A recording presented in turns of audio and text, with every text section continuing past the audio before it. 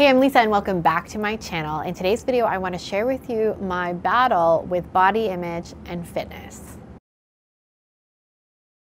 So I want to start this video by telling you a little story about where I've come from in my own fitness and nutrition journey and what 7 children has really done to my body, if you're at all curious. So I got married when I was 23, and in university, I was a competitive university cheerleader. So I was at the gym like, oh my gosh, 3 to 5 times a week, I want to say, at least 3 times a week minimum, in addition to practices. So I was very athletic.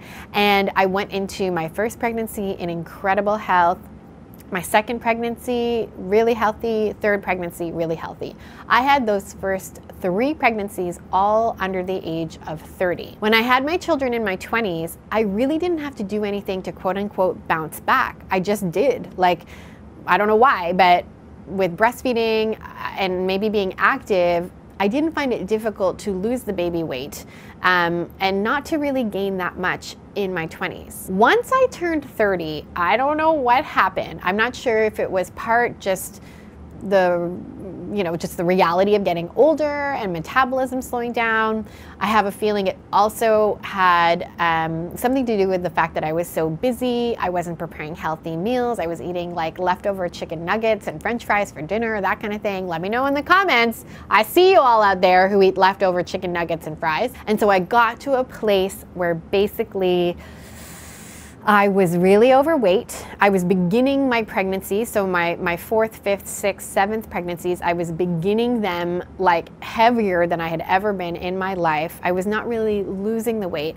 With one of my pregnancies, I was borderline gestational diabetic, so they put me on that diet.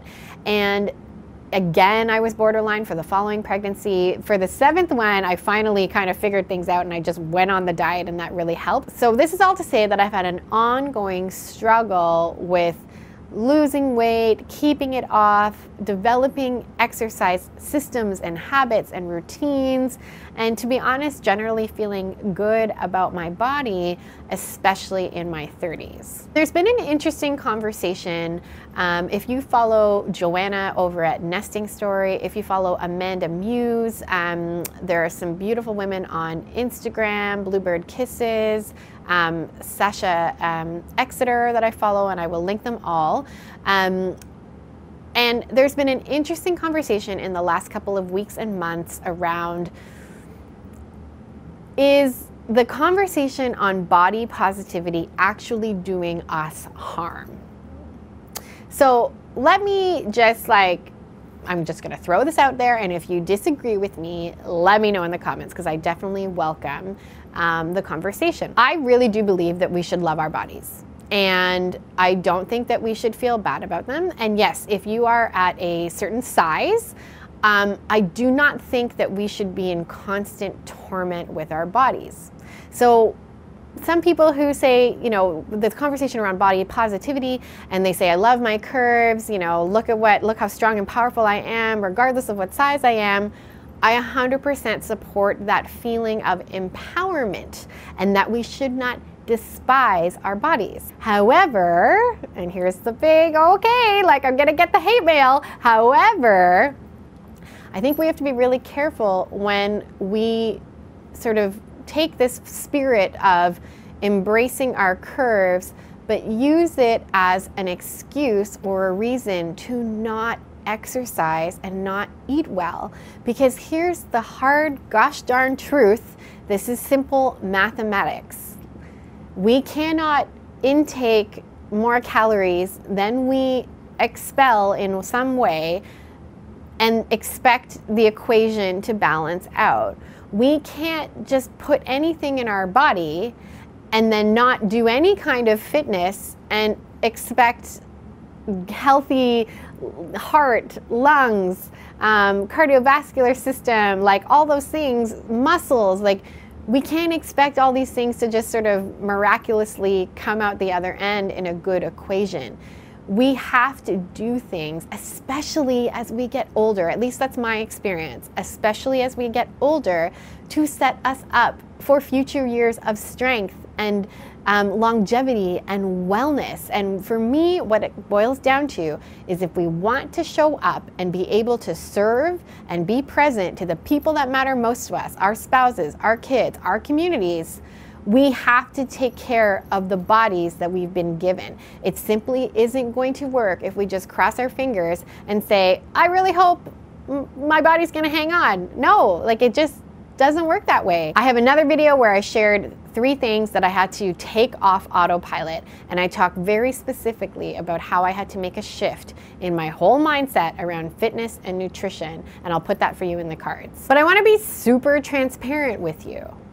I didn't always feel this way, only very recently. And you can like literally watch the videos, and maybe one day I'll like put it in some kind of chronological, I don't know, maybe I'll identify it somehow on this channel, but you can literally watch my videos where I've talked about this. Like, this has been an ongoing struggle. Only recently have I started actually getting up at 6 a.m. and working out. Like, only recently have I been tracking my weight and tracking or caring about what I'm putting in my body more intentionally. Like, this is a very recent shift for me. And it's very recent because it's been so hard.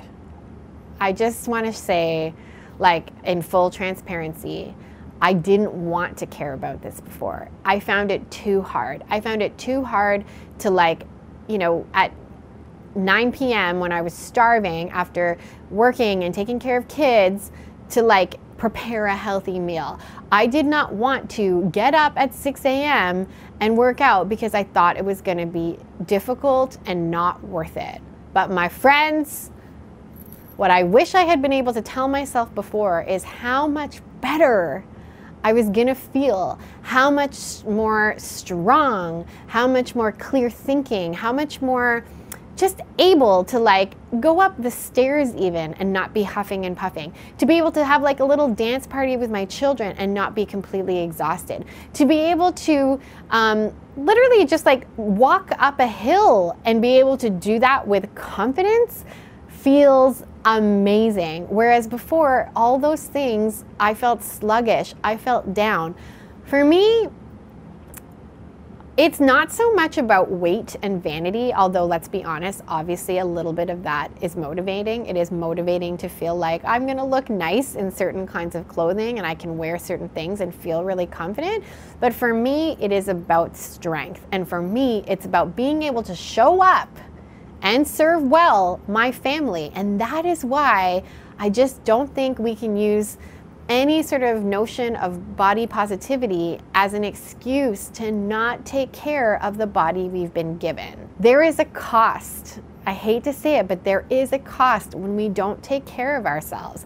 And it can be simple, like simple things like drinking more water as a first step. It can be simple things like instead of taking the elevator, take the stairs. Now, are those simple things going to dramatically change your life?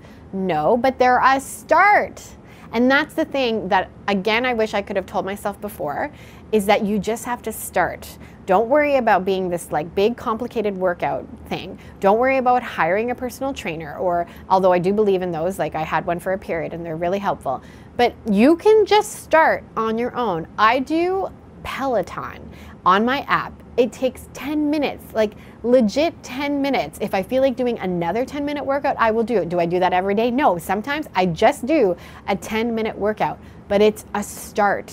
You gotta start sweating. You gotta start moving. You gotta start doing things. You gotta start building muscle. And I promise it is so worth it. And if you can think about why you're doing this, and for me, my why is about being able to literally be physically present.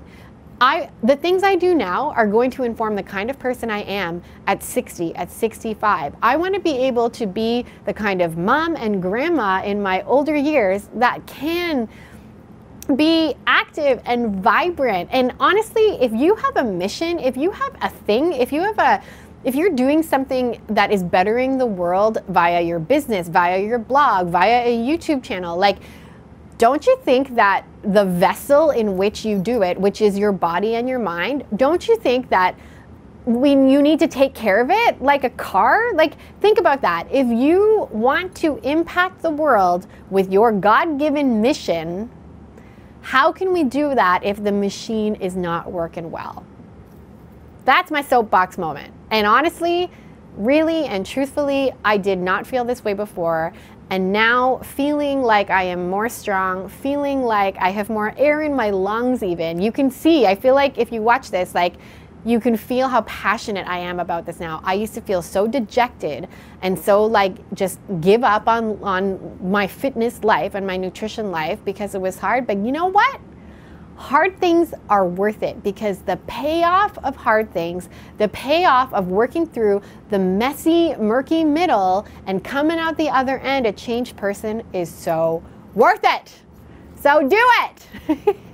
I've talked about my morning routine on this channel. I will link that video for you in the cards, but that has been my like secret weapon, if you will, of ensuring that I can do all these things with success. I just find for me, when I get up before my kids, that has been the most helpful way in order to work in a 10-minute Peloton workout. I would love to hear from you. How do you fit exercise into your life? What does that look like in the busyness of mom life for you? And if you feel like totally dejected and totally like feel like you're just waving the white flag like I used to feel, let me know in the comments.